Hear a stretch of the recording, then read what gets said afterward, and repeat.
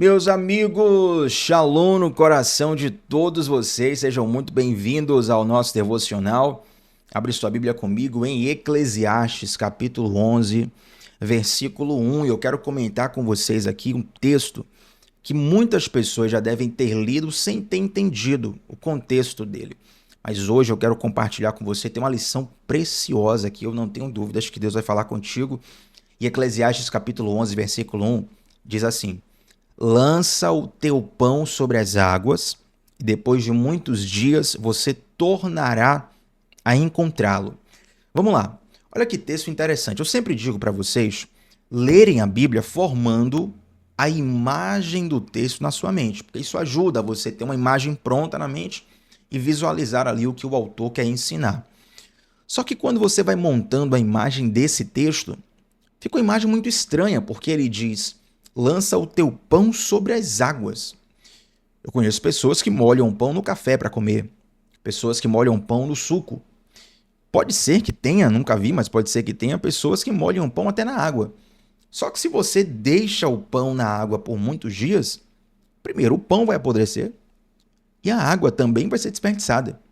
Então esse versículo, na nossa leitura primeira, a nossa leitura rasa, parece não fazer sentido. O que é que Salomão queria dizer? Salomão, que é o autor de Eclesiastes, ele queria dizer com lança o teu pão sobre as águas e depois de muitos dias você tornará a encontrá-lo. Salomão está falando aqui, gente, do processo de plantio do trigo, da cevada, que depois seriam ingredientes utilizados para fazer o pão. Então, lançar o pão sobre as águas é basicamente lançar essas sementes sobre um solo que, ao ser irrigado, favoreceria a plantação. Não sei se você sabe, mas grande parte da terra de Israel ela é desértica. É uma região muito seca até os dias de hoje. Naquela época, inclusive, não haviam aquelas tecnologias de irrigação artificial que nós temos hoje. Então, plantar era literalmente um ato de fé. Para quem gosta de estudar história, certamente sabe de várias, não são uma ou duas, várias civilizações que foram ceifadas por conta da fome. Muitas populações inteiras que deixaram de existir porque literalmente não havia o que comer. Algumas civilizações, inclusive, descambaram para o canibalismo. Você não tem o que comer, está morrendo, as pessoas começam a tomar atitudes desesperadas como essa. Então, semear nesse tempo, com a tecnologia muito mais antiga do que nós temos hoje, semear nesse momento aqui, nesse lugar onde Israel está, onde grande parte do solo é desértico, é literalmente um ato de fé. E era um ato de fé que envolvia um contexto bastante específico. Deixa eu explicar para você. Quando uma família colhia o trigo, colhia a cevada, eles reservavam nos seus potes e aí todos os dias a família comia uma parte dessas sementes. Mas não comia a semente direto, obviamente, né? Eles pegavam ali o trigo, faziam uma cirandagem, a peneiragem ali do trigo, depois moíam a semente para que a semente virasse uma farinha, e da farinha você faz um bolo, você faz um pão, você faz diversas receitas. Mas acontece que o plantar e colher não era toda hora. Você tinha a estação certa. E às vezes tinham momentos onde a chuva não vinha e você não conseguia colher. Ficava com o reservatório sempre diminuindo. Sua família se alimenta num dia, o reservatório vai diminuindo. Se alimenta no outro dia, o reservatório vai diminuindo. Ele vai constantemente diminuindo. Portanto, muitas vezes, quando as sementes estavam para acabar, aquela família tinha uma decisão muito séria a tomar. Que decisão era essa? Olha, nós temos poucas sementes aqui. Ou a gente mata a fome de hoje e fica sem nada para amanhã, ou a gente come essa semana e fica sem nada para a semana que vem. Ou a gente planta, pega essa semente, uma parte dela, grande parte dela, planta e espera colher de novo para que todo mundo tenha mais comida. Então, basicamente, o processo de plantar, de lançar o pão sobre as águas, era um processo onde a família abria mão de um benefício do presente para investir no futuro. Observe, o processo de lançar o pão sobre as águas e sobre você abrir mão de um benefício do presente para investir no seu futuro. E é interessante, gente, como essa lição ela se aplica a muitas áreas da nossa vida. Eu já comentei aqui que eu gosto de estudar questões de inteligência financeira, de investimentos, e alguns anos para cá minha mente foi despertada para isso, e muitos investidores, eles falam desse princípio não só para finanças, mas para a vida. Por que muitas pessoas, por exemplo, acabam se endividando e se complicando? Porque elas tentam antecipar sonhos. Elas tentam trazer para hoje o que elas só poderiam ter no futuro. Então, digamos que alguém cresceu com um sonho. Thiago, o meu sonho é ter um carro. O cara financia um carro. Ele paga no financiamento o valor equivalente a 3 carros. Mas o que ele quer é realizar o sonho dele de qualquer jeito. Ele se endivida todo, ele complica a família dele. Por quê? Porque ele está antecipando o futuro. E essa antecipação do futuro, ela cobra um preço muito grande. Do contrário, existem várias pesquisas, e olha que interessante isso. Pesquisas atuais. Eclesiastes foi escrito há milênios atrás. Mas tem pesquisas atuais dizendo o seguinte, que grande parte das pessoas bem-sucedidas são pessoas que desenvolveram a habilidade de abrir mão de um benefício de curto prazo em troca de um benefício de longo prazo. A maioria das pessoas que são bem-sucedidas são pessoas que desenvolveram a habilidade de abrir mão de algo de curto prazo para conquistar algo de longo prazo. Gente, isso vale para tantas coisas. Isso vale para investimento financeiro. Isso vale para dieta. Isso vale para princípios espirituais. Isso vale para quando você passa por uma tentação moral espiritual. Isso vale para decisões profissionais da sua vida. E é preciso desenvolver essa habilidade. O Espírito Santo nos dá essa oportunidade, segundo o princípio da palavra de Deus, da gente desenvolver essa habilidade de abrir mão desses benefícios de curto prazo em troca do benefício de longo prazo. Basicamente, isso aqui é aquela frase que você deve ter ouvido em algum lugar ou lido em algum lugar. Abrir mão do que é terreno, dos prazeres passageiros, em troca do que é eterno. Você vai perceber que muitas vezes as tentações relacionadas ao pecado, elas basicamente são propostas para você desfrutar de um prazer instantâneo. Olha, sinta prazer agora. Satisfaça a sua vontade agora. Você está com vontade? Faz. Você vai se sentir feliz? Faz. Você vai sentir prazer? Faz. Sem pensar nas consequências. Qual o problema? É que as consequências, elas sempre vêm. As consequências, elas sempre vêm. E muitas vezes, inclusive, agora até para a gente conversar, as pessoas acham que o perdão de Deus anula todas as consequências. Não é assim.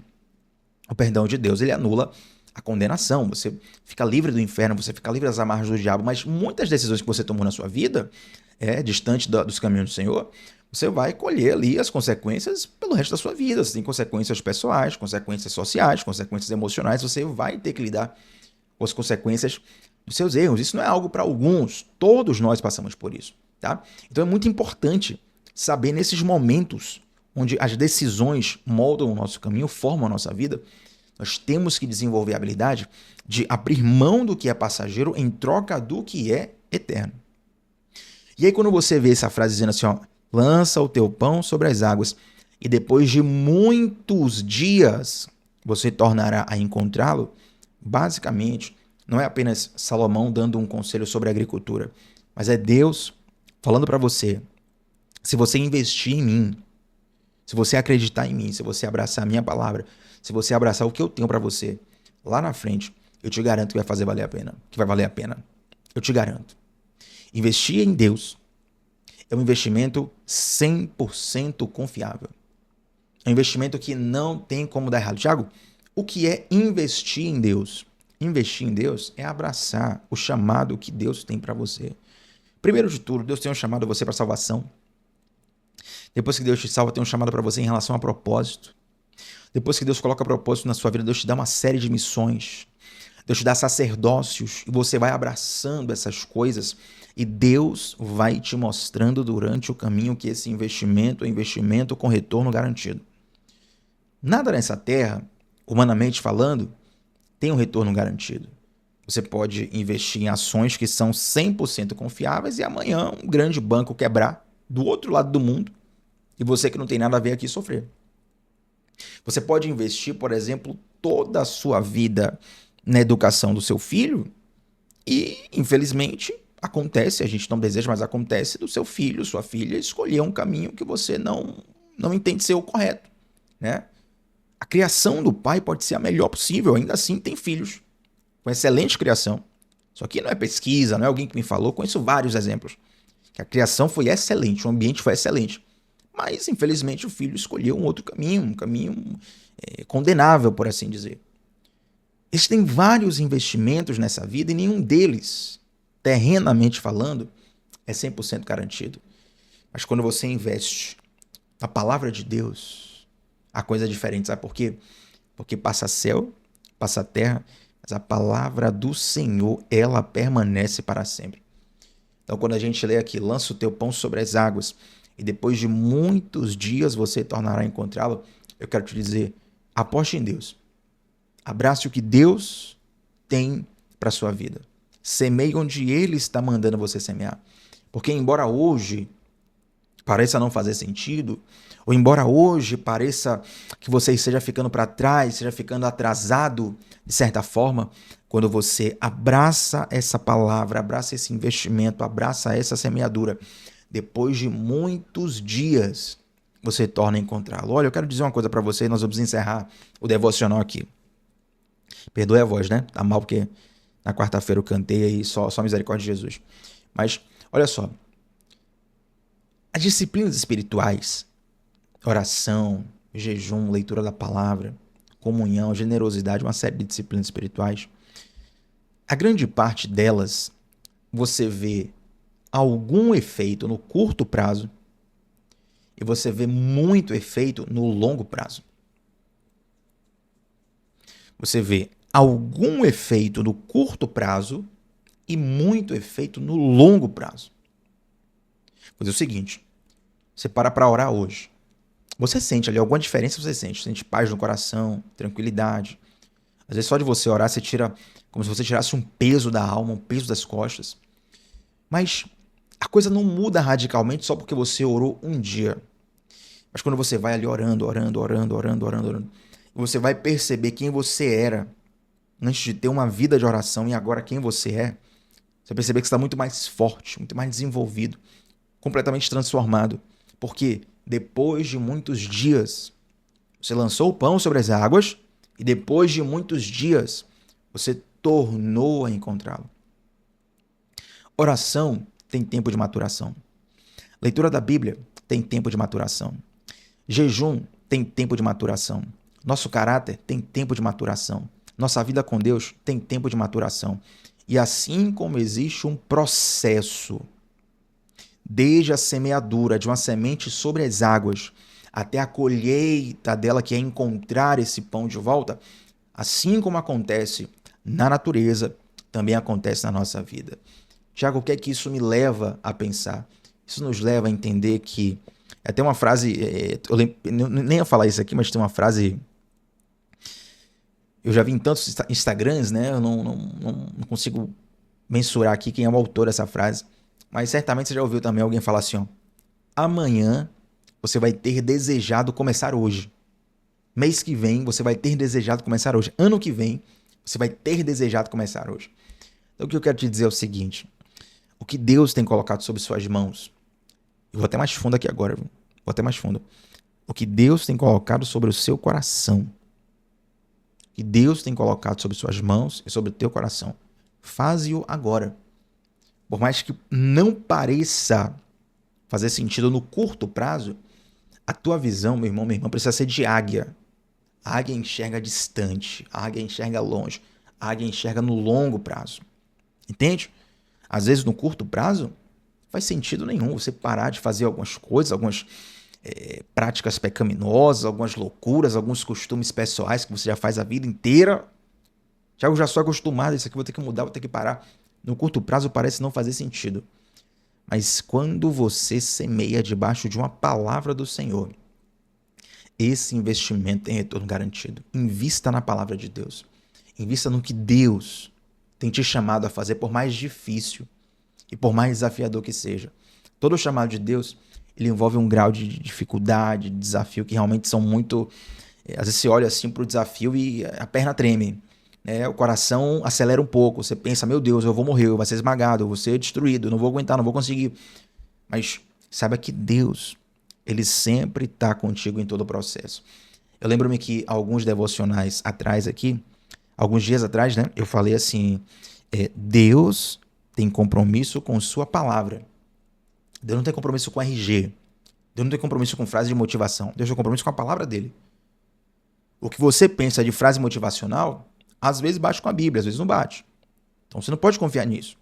Mas quando está escrito na palavra, Deus tem um compromisso fechado com a palavra dele, que sempre se cumpre. Não é às vezes, não é muitas vezes, é sempre. Então, toda vez que lhe vier esse chamado debaixo de uma palavra de Deus, para você tomar uma direção, para você trilhar um caminho, para você abraçar um propósito e uma missão, por mais difícil que pareça, se você sente que é Deus que está te chamando, que é Deus que está te enviando, lança o teu pão sobre as águas, porque depois de muitos dias você tornará a encontrá-lo. Amém, gente? Perdoe a voz, bastante rouco aqui, mas Deus é bom e a mensagem foi entregue. Agora está contigo, hein? Vamos orar juntos? Santo Deus, muito obrigado, Pai, por essa palavra. Eu quero te pedir que o Senhor fale aos corações e o Senhor direcione cada coração dentro das situações que cada um vive aqui, Senhor. Tem misericórdia de nós. Somos limitados, fracos, falhos, pecadores, mas confiamos em Ti, Senhor, Tu que és perfeito, Tu que és forte, Tu que és transformador. Nos ajuda em meio às decisões e os desafios da vida e nos leva, Pai, nos conduz conforme a Sua soberana vontade.